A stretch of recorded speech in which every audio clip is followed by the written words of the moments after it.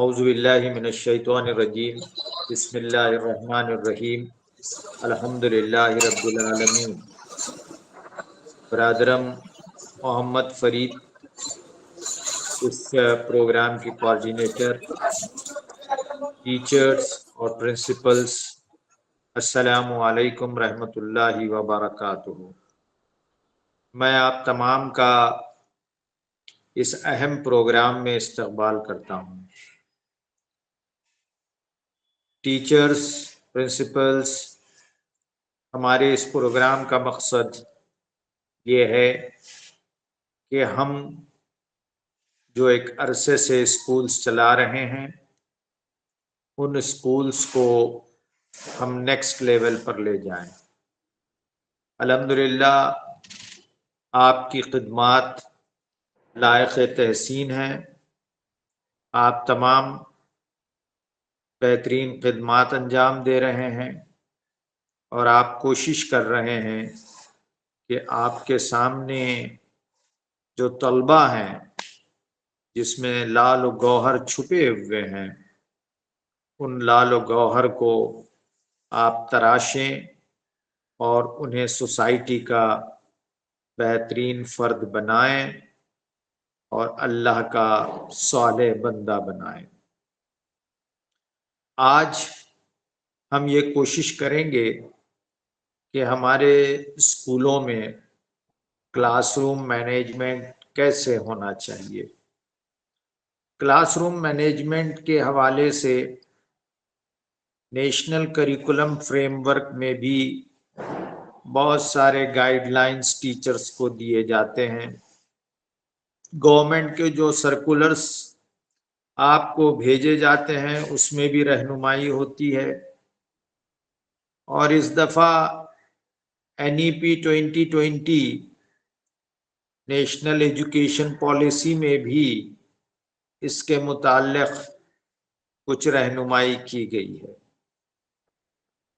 तो आइए हम उस रहनुमाई की रोशनी में हम ये कोशिश करेंगे कि हम अपने स्कूल्स के क्लासरूम्स को बेहतर मैनेज करने की तरफ आगे बढ़ें। मैं जो बातें कहूँगा वो तमाम टीचर्स के लिए हैं। इससे पहले हमने मैथमेटिक्स के टीचर्स की एक्सक्लूसिव क्लास ली, उसके बाद इंग्लिश टीचर्स की क्लास ली। अब ये जो सेशन हो रहा है इसमें जो बातें बयान की जाएंगी वो तमाम टीचर्स के लिए है। तो आपका जो सिस्टम होना चाहिए वो ये कि इस सेशन के बाद आप यहाँ जो बातें बयान की जा रही हैं उन बातों को स्कूल के तमाम टीचर्स तक पहुंचाएं। इसका हम जायजा लेंगे कि आपने आया दीगर टीचर्स तक आज जो डिस्कशन हुआ है वो पहुंचाया या नहीं पहुंचाया। मुझे उम्मीद है कि आप इस सेशन में पेन और नोटबुक लेकर हाजिर हुए होंगे। अगर आप पेन और नोटबुक के साथ नहीं बैठे हैं तो अभी भी आपको मौका है कि आप पेन और नोटबुक ले लें। और आपसे गुजारिश ये भी है कि आप पूरा यकसू होकर इस सेशन को अटेंड करें। ये सेशन मुख्तसर होता है और आपको एम्पावर करने का होता है। अगर आप मसरूफ हैं तो सेशन अटेंड ना करें, अगर आप भीड़ भाड़ में हैं तब भी सेशन अटेंड ना करें, वरना फायदा नहीं होगा। आज ऑनलाइन प्रोग्राम में बहुत सारे लोग डिजिटली प्रेजेंट होते हैं, मेंटली एब्सेंट होते हैं। तो इस सेशन के बाद आपको 5 से 7 मिनट सवालात पूछने का मौका भी दिया जाएगा और आपके मशवरे भी सुने जाएंगे। तो आइए अब हम अपनी टॉपिक पर आते हैं। टॉपिक ये है कि हम क्लासरूम मैनेज कैसे करें। क्लासरूम मैनेजमेंट के ताल्लुक से जो अहम चीज आज बयान की जा रही है वो दो टर्मिनोलॉजी है, दो इस्तिलाहात हैं। एक ये कि आपकी क्लासरूम पैसिव लर्नर्स की क्लासरूम ना हो, आप इसको लिख लें, पैसिव लर्नर्स की क्लासरूम ना हो। फिर क्या हो, आपकी क्लासरूम एक्टिव लर्नर्स की क्लासरूम। तो हम तमाम का मकसद ये होना चाहिए कि हमारे क्लासरूम एक्टिव लर्नर्स के क्लासरूम बन जाए। आगे बढ़ने से पहले हम ये समझते हैं कि एक्टिव लर्नर की क्लासरूम किसे कहा जाता है, पैसिव लर्नर की क्लासरूम किसे कहा जाता है। एक जगह हम टर्म एक्टिव इस्तेमाल कर रहे हैं, दूसरी तरफ हम टर्म पैसिव इस्तेमाल कर रहे हैं। लर्नर कॉमन है और ये दोनों अल्फाज के माने आप जानते हैं। पैसिव मतलब वो कोई एक्टिविटी नहीं कर रहा, सुन रहा है, इन्वॉल्व नहीं हो रहा है। लेसन को समझने, पढ़ने, लर्न कराने की जिम्मेदारी टीचर पर है।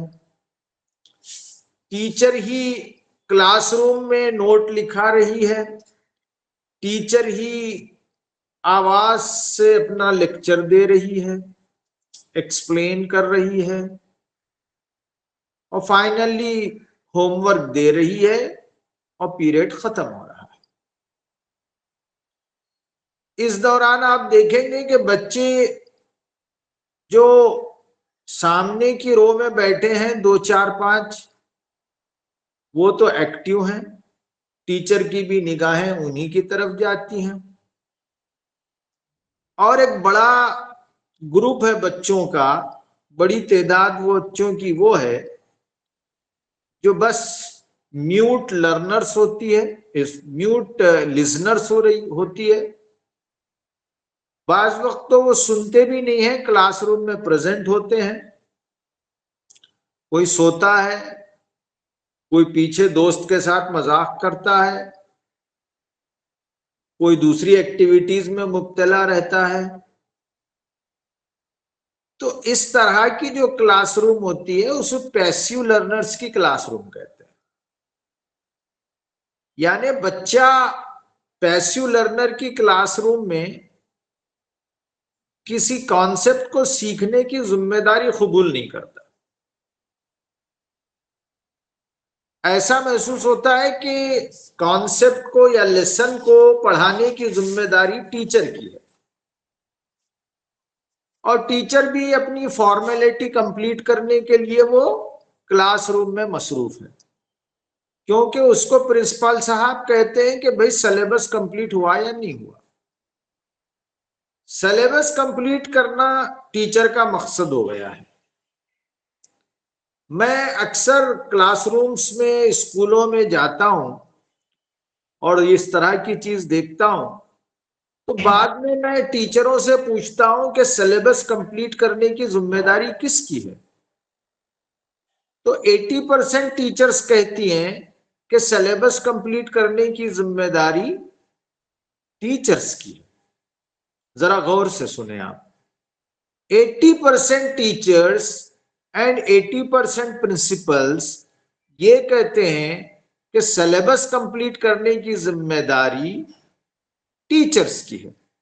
अब आप कहेंगे कि सही तो कहते हैं, लेकिन 20% ऐसा नहीं कहते। 20% में से अगेन 10% वो हैं जो कहते हैं कि नहीं, सिलेबस को कंप्लीट करने की जिम्मेदारी बच्चों की है, स्टूडेंट्स की है। जब हम ये कहते हैं कि स्टूडेंट कैसे कंप्लीट करेगा सिलेबस, वो तो सीखने आ रहा है। अगर स्टूडेंट की जिम्मेदारी है सिलेबस कंप्लीट करना, तो फिर टीचर की क्या जरूरत है। तो फिर 10% कहने लगते हैं कि सिलेबस कंप्लीट करने की जिम्मेदारी टीचर और स्टूडेंट दोनों की है। और ये जवाब सही है। अब देखिए, आप सिर्फ 10% टीचर्स और प्रिंसिपल्स का ख्याल ये होता है कि सिलेबस कंप्लीट करने की जिम्मेदारी टीचर और स्टूडेंट की होती है। 80% का तस्वुर ये है कि सिलेबस कंप्लीट करने की जिम्मेदारी टीचर की है, इसलिए बड़ी तेजी के साथ टीचर सिलेबस कंप्लीट करती है। टर्म एग्जाम आ जाता है तो सबसे बड़ी फिक्र ये होती है कि सिलेबस कंप्लीट किया जाए, मिड टर्म सिलेबस कंप्लीट किया जाए, फाइनल एग्जाम आ रहा है सिलेबस कंप्लीट किया जाए। सिलेबस, सिलेबस और सिलेबस, इसके गोया हम कैदी हो गए।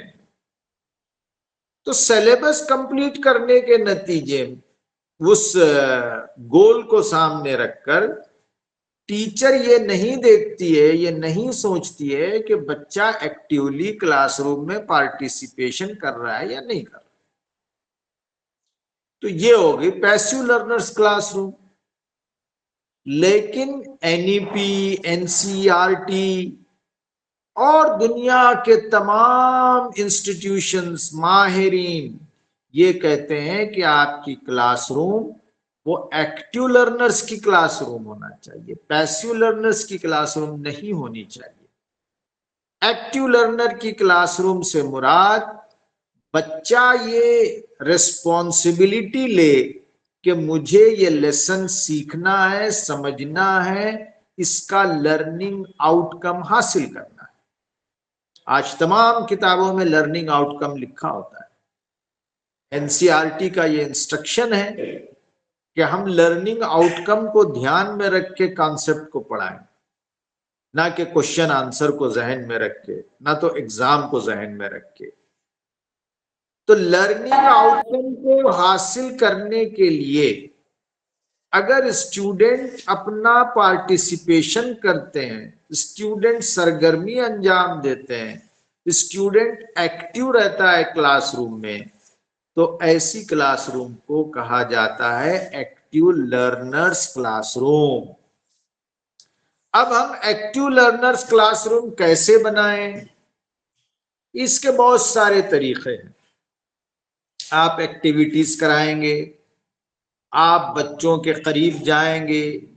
बच्चे 4 तरह के होते हैं: audio learners, visual learners, kinesthetic learners, auditory digital learners. तो इसका मतलब क्या हुआ? एक बच्चा सुन के सीखता है, उसको अच्छा लगता है, चलो। दूसरा बच्चा देख के, विजुअल्स देख के उसको वो ग्रास्प करता है चीजों को। तीसरा बच्चा करके सीखता है। चौथा बच्चा डिजिटल कंटेंट से सीखता है, स्टैटिस्टिक्स से सीखता है। आप डिजिटल कंटेंट कुछ बताएं, उससे सीखता है। तो 4 तरह के अभी बच्चे पाए जाते हैं।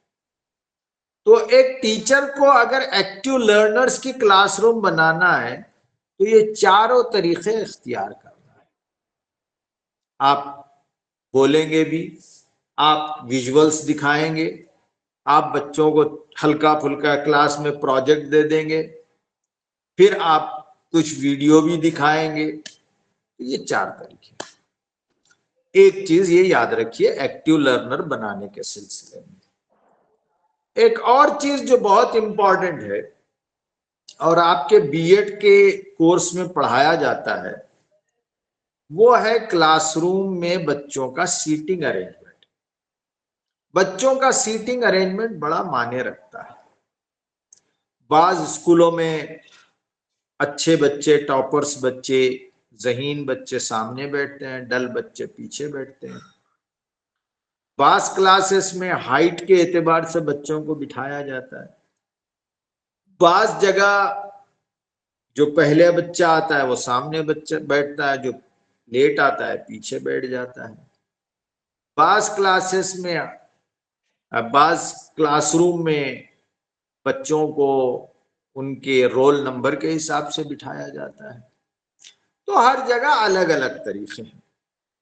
लेकिन आज हम जो तरीका बताने जा रहे हैं ये बहुत ही मशहूर तरीका है।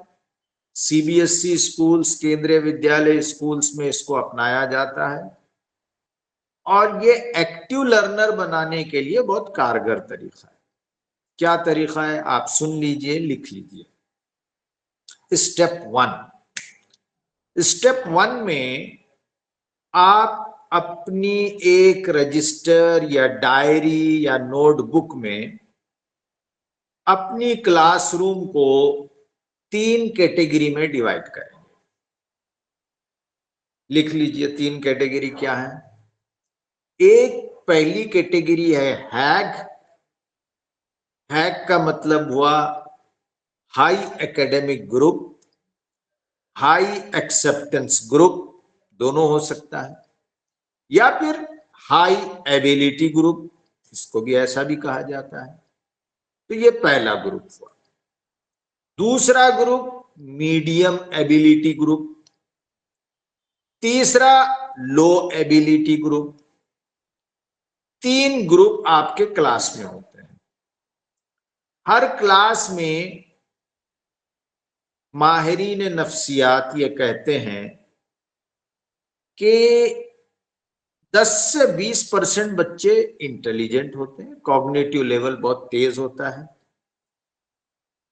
70 to 80% बच्चे मीडियम एबिलिटी ग्रुप के होते हैं। Again 10 to 20% low ability group के होते हैं, जो जरा सा देर से समझते हैं चीजों को। समझ तो सभी जाते हैं, आप ये नहीं कह सकते कि वो नालायक है, वो जिंदगी भर नहीं पढ़ेगा। तो ये 3 कैटेगरी आप बना लें, उसमें बच्चों के नाम लिख दें कि हैग में फलाफा XYZ, मैग में XYZ, और पूरी लिस्ट आ जाएगी। लैग में फिर XYZ पूरी लिस्ट आ जाएगी। अब ये जो लिस्ट बनेगी पहले स्टेप में, इस लिस्ट को आप डिक्लेयर नहीं करेंगे और बच्चों को नहीं बोलेंगे कि ओ यार तू हैक का, तू लैग का, तू मैक का ना। ये आपकी अंडरस्टैंडिंग के लिए, सिर्फ आप समझने के लिए बनाए हैं कि कौन सा लड़का लैग है, कौन सा मैग है, कौन सा हैक है। ये हो गया स्टेप 1। स्टेप 2, अब आप बच्चों के हाउसेस बनाएंगे। बहुत सारे स्कूल में हाउसेस होते हैं।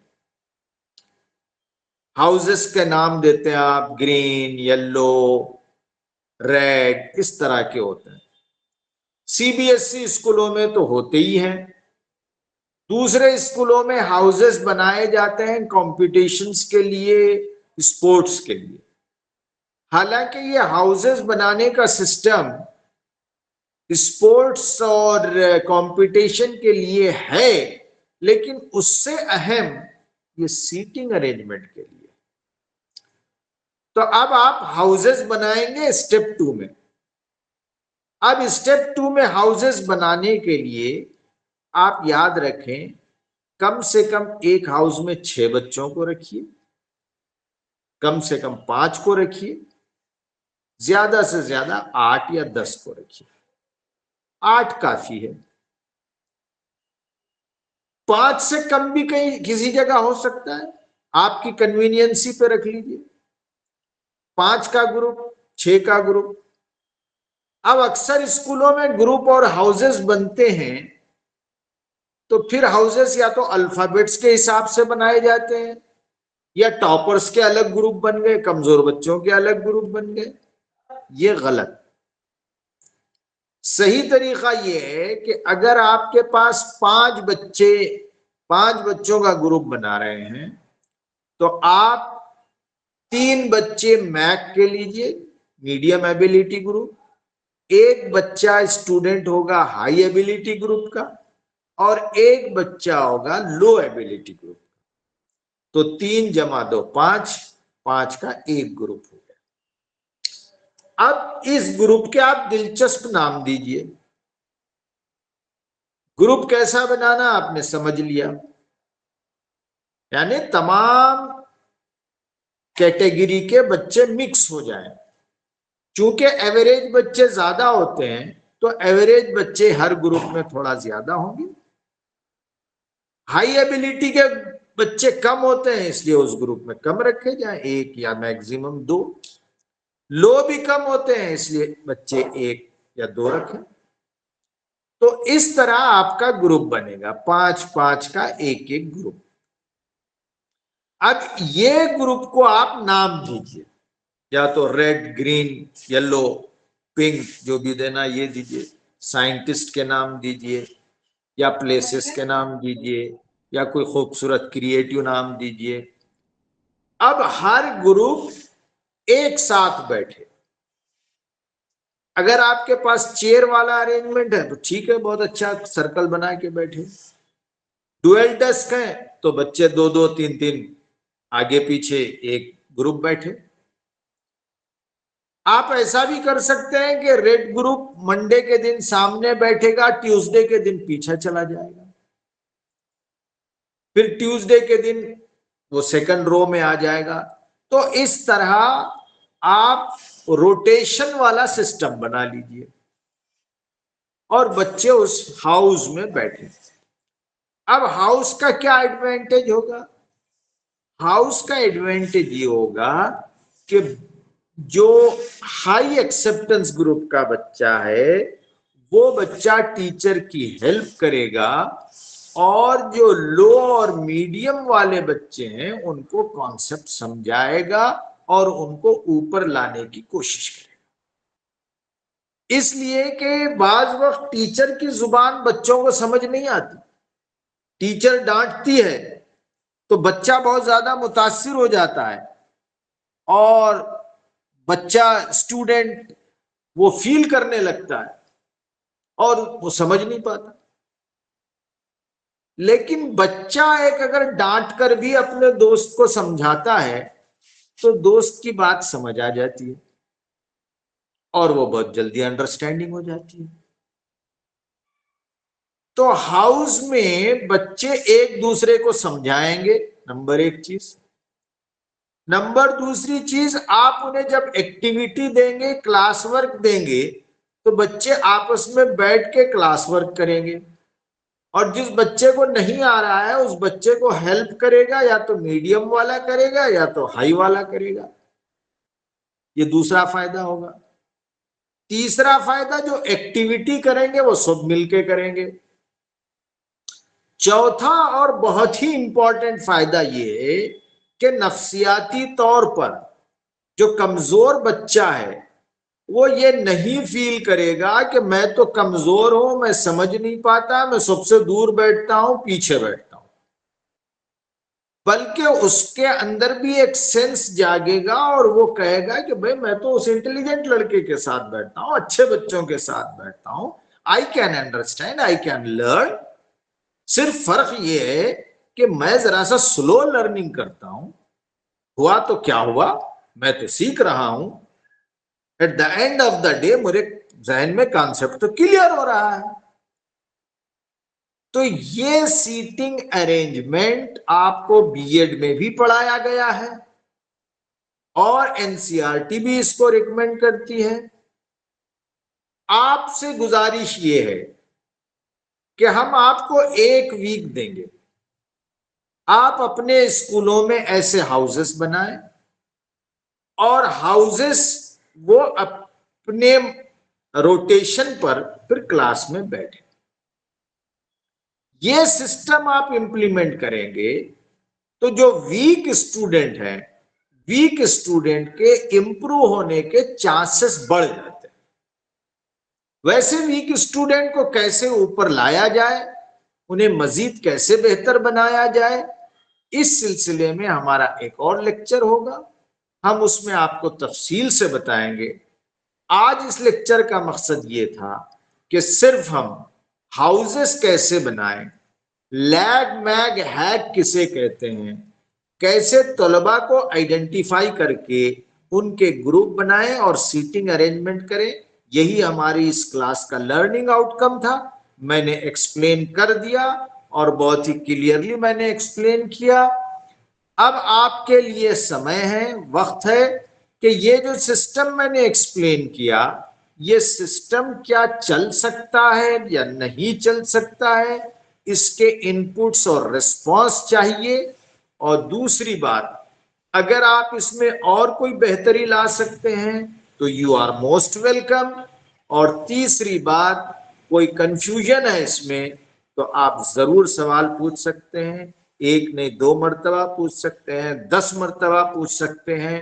हमारा मकसद ये है कि हम पूरी तरह टीचर्स को कन्विंस करें, हमारे स्कूलों में इसे जारी करें और हमारे स्कूलों का मेयार बुलंद करें। इंशाअल्लाह हमारी इस एक्टिविटी से कुछ ना कुछ इम्पैक्ट जरूर पड़ेगा। अल्लाह ताला आपकी खिदमात को कबूल फरमाए, आपको बेहतरीन टीचर बनाए और आपके जरिए इस समाज में बेहतरीन तब्दीली लाए। बहुत बहुत शुक्रिया। सर आपका बहुत बहुत शुक्रिया। इससे पहले कि मैं क्वेश्चन एंड आंसर के लिए सर सेशन ओपन करूं, मैं बस एक चीज सर जोड़ना चाह रहा हूं। आपने बहुत अच्छे से सर बताया क्लासरूम मैनेजमेंट को और क्या क्या चीज करना चाहिए। एक फिलोसफर है जिसका नाम है रूसो, उन्होंने भी बोला कि child is not a blank slate, मतलब बच्चा क्लास में आने से पहले अपना भी एक नॉलेज लेके आता है, वो बड़ा इंपॉर्टेंट है। मतलब तो एज एज ए टीचर्स जो भी है, कभी लेबलिंग नहीं करना चाहिए बच्चे को, बेवकूफ है, आपको ये नहीं आता, वो नहीं आता। बस यही मुझे ऐड करना था। जिस भी साथी के जिस भी साथी के सवाल है वो तनवीर सर से पूछ सकते हैं जी। हेलो जी फरमाएं। अस्सलाम वालेकुम सर। वालेकुम सलाम। आप अपना नाम बोलिए और मुकाम का नाम बोलिए। Rozy Khanam from Jamia Khadijatul Kubra school UP Kanpur. Yes sir. Sir आपने जो मेथड में बताया है बच्चों का सिटिंग अरेंजमेंट का, that's very good inclusive education के लिए बहुत बेस्ट है। और हमारे यहाँ हम लोग कुछ और भी एक एडिंग करते हैं, रोटेशन। जैसे आपने बताया बच्चे के लिए कि हमें इंक्लूसिव करना है बच्चे को ABC कैटेगरी में, उसके साथ साथ हमारे यहाँ जो है हम बच्चों को रोटेट करते हैं। मतलब जो फर्स्ट सीट पे बैठ रहा है वो परमानेंट फर्स्ट सीट पे नहीं बैठेगा, वो डे वाइज जो है, जो फर्स्ट पे है तो फिर वो लास्ट में नेक्स्ट डे होगा, सेकंड वाला फर्स्ट पे आएगा, थर्ड सेकंड पे आएगा। अगर हम इस चीज़ को भी ऐड करते हैं तो सारे बच्चे फर्स्ट पे, मतलब एक टचिंग होता है कि ये नहीं होता है कि पहले आओ पहले पाओ, ऐसा कुछ नहीं है। एक सिस्टमैटिक तरीके से ये बहुत अच्छा है, हमारे यहाँ हेल्दी है। So really, whatever you are teaching is very fantastic. Very good, thank you. अभी आप ग्रुप बनाए, ग्रुप को रोटेट करते रहे। आप सिंगल पर्सन को रोटेट करवा रहे हैं, अभी ग्रुप को हम रोटेट करा देंगे, फर्क इतना ही। Yes sir. Yes, thank you so much. जी दूसरे साथी सवाल पूछ सकते हैं जी। अब्दुल अजीज साहब पूछ सकते हैं जी। अस्सलाम वालेकुम रहमतुल्लाह। जी वालेकुम अस्सलाम। जी मैं मुस्लिम उर्दू हाई स्कूल अकोला महाराष्ट्र से बोल रहा हूँ। जी नाम भी तो होगा आपका कुछ? जी अब्दुल अजीज अहमद। अब्दुल अजीज साहब जी।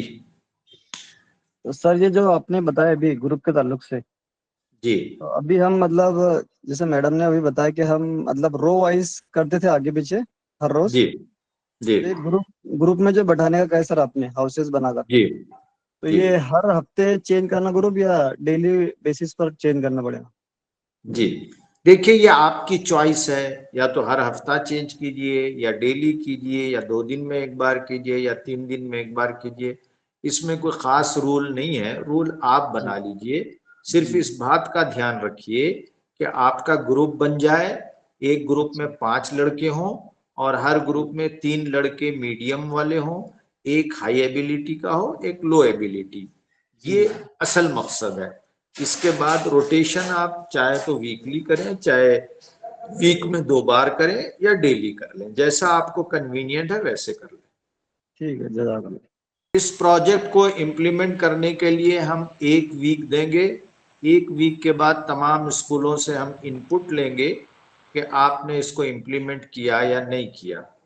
नहीं किया तो फिर उसके हम रीजंस जानने की कोशिश करेंगे। हम छोटी छोटी तब्दीलियां लाने की कोशिश करेंगे और छोटी छोटी तब्दीलियों से ही बड़ी तब्दीली आती है। 100% चेंज लाने के लिए पहले 1% चेंज करना पड़ेगा। 1 करने के बाद 1 ऐड होके 100 बनते हैं। तो अगर हम छोटी छोटी तब्दीलियां करेंगे तो इंशाल्लाह एक दिन आपका स्कूल शहर के बेहतरीन स्कूलों में शामिल हो जाएगा। हाँ, हुमैरा पठान पूछे आप जी सवाल अपना जी। अस्सलाम वालेकुम सर। वालेकुम अस्सलाम। Furqan Urdu higher primary school sir, Hubli Karnataka. जी जी बोलिए बहन। मेरा सवाल ये था कि ये इम्प्लीमेंट हम लोग छोटे बच्चों से करें या हायर 5th स्टैंडर्ड से करें? तमाम बच्चों में करें, तमाम बच्चों में लैग मैग हैक के बच्चे होते हैं, तमाम स्टूडेंट के लिए करिए अप टू ग्रेड 10, इंशाल्लाह जी फायदा होगा। जी इंशाल्लाह।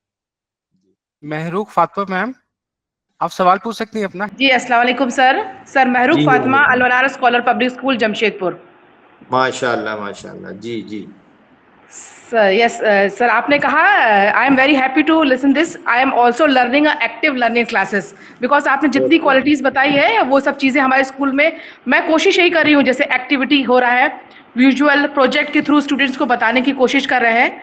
हाँ, जी आपने जी जो चीज़ कहा ना कि हैक मैक और लैक वाला, ये मैं रोटेशन क्लासेस होते हैं, रोल नंबर वाइज होता है, कभी कभी कभी कभी हाइट वाइज, या वो या जो आपने कहा कि जो पहले आ जाता है वो पहले बैठ जाता है, पर टीचर्स कोशिश ये करती है कि रोटेशन होता रहे, एक बच्चा जी जी। परमानेंट सीट नहीं है वहाँ बैठे। बट आपने ये जो ओके कहा है ये वीक में मैं ज़रूर इम्प्लीमेंट करूँगी, मंडे से इंशाल्लाह। ये हैक इंशाल्लाह। मैक लैक को मैं फॉलो करूँगी, और इंशाल्लाह अब जो क्लास का मैनेजमेंट होगा वो इंशाल्लाह इसके अकॉर्डिंग ही मैं क्लास टीचर्स को बताऊँगी, इसके अकॉर्डिंग होगा।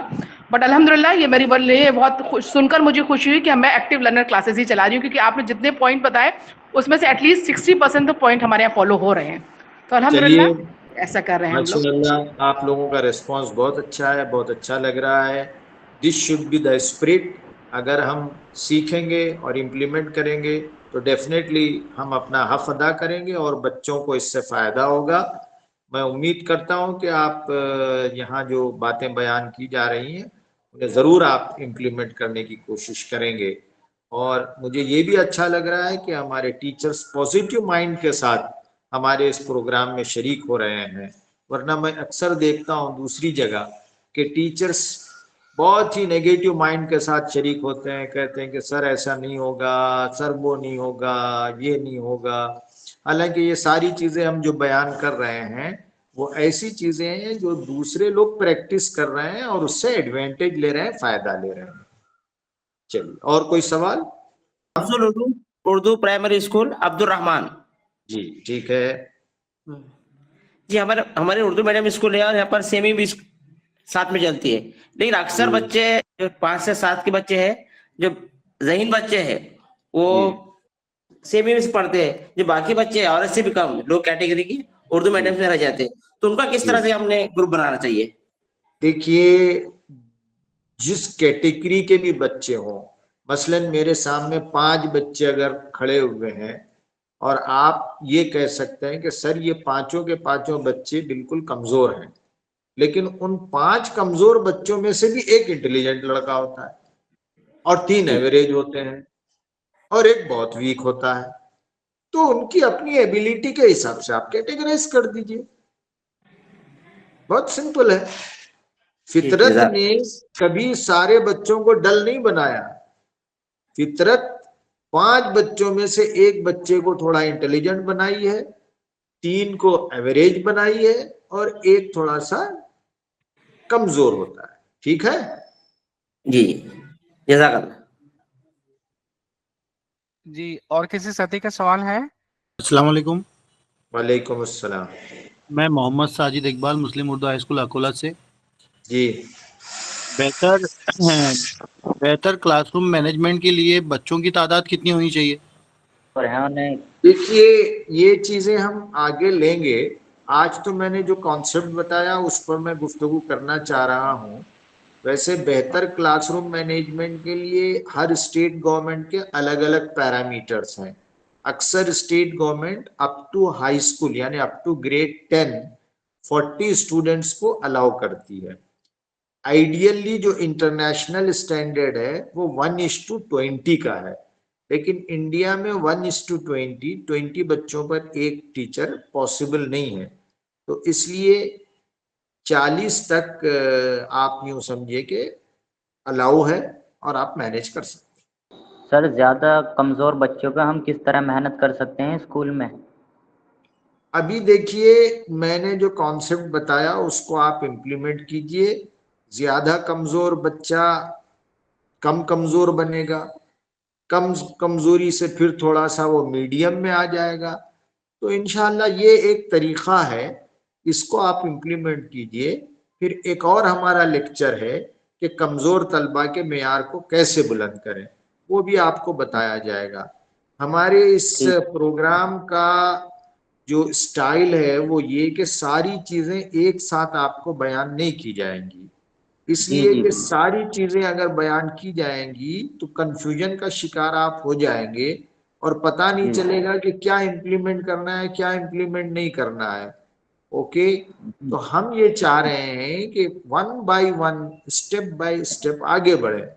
आप इस स्टेप को आगे बढ़ाइए, कदम बढ़ाइए, इंशाल्लाह फिर अगला स्टेप हम लेंगे तो आपका स्कूल भी इम्प्रूव होगा, कमजोर बच्चे भी इम्प्रूव हो जाएंगे। ओके, जितना हम सीख रहे हैं उसको इम्प्लीमेंट करेंगे। ओके, और ये हमारा प्रोग्राम 1 साल तक चलेगा। तो आपको अभी बहुत सारी चीजें सीखनी है, वो भी चीजें सीखनी है जो आपके जहन में है और वो चीजें भी सीखनी है जो आपके जहन में नहीं। अस्सलाम वालेकुम सर। वालेकुम अस्सलाम। जी, हम शाजिया नियाज बोल रहे हैं कानपुर से। जी फरमाएं। सर, जैसे आपने कहा कि बच्चों को मतलब कोई वीक हो, कोई एवरेज हो और कोई सबसे बेस्ट हो, तो हमने ये क्लास में किया, लेकिन बच्चियां रोने लगी, फिर उनके पेरेंट्स भी आ गए और कंप्लेन करने लगे कि नहीं मेरे बच्चों को साथ में बैठा रही है, उनके फ्रेंड्स हैं। देखिए तो ये मसला बिल्कुल सही कहा होता है, ये मसला होता है नीचे की क्लासेस में, छोटी क्लासेस में। तो छोटी क्लासेस में आप ये बात बता रहे हैं आपको, हम 5th क्लास तक बता रहे हैं आपको ये बात कि ऐसा हमने 5th क्लास में ये नहीं होता है, ये प्री स्कूल में ज्यादा होता है। 5th क्लास में कभी कभी कोई केस ऐसा आ जाता है कि बच्चा चाहेगा कि मैं उसके बाजू बैठूं, उसके बाजू बैठूं, तो आहिस्ता आहिस्ता बच्चे को समझाएं, बोलेंगे बेटे तुम ऐसा है कि एक क्लास यहाँ बैठो, उसके बाद फिर अपने दोस्त के पास चले जाओ। ग्रेड 5th का बच्चा तो मैच्योर्ड हो जाता है और वो उतना कंप्लेंट नहीं करता है। ओके, उसको आहिस्ता आहिस्ता समझाइए, परसू कीजिए और उसको ग्रुप में शामिल कीजिए। बोलिए कि हाउसेस हम बनाए हैं, अब पेरेंट आते हैं, पेरेंट आके, ये हमारे स्कूलों का बड़ा प्रॉब्लम ये है कि हमारे स्कूल को चलाता है पेरेंट, हमारे स्कूल को प्रिंसिपल और टीचर नहीं चलाते। तो आप अपने रवैये को बदलें, पेरेंट को समझाएं और कॉन्फिडेंस मिले। कभी भी पेरेंट्स को अपने मद्दे मुकाबिल लाना नहीं है।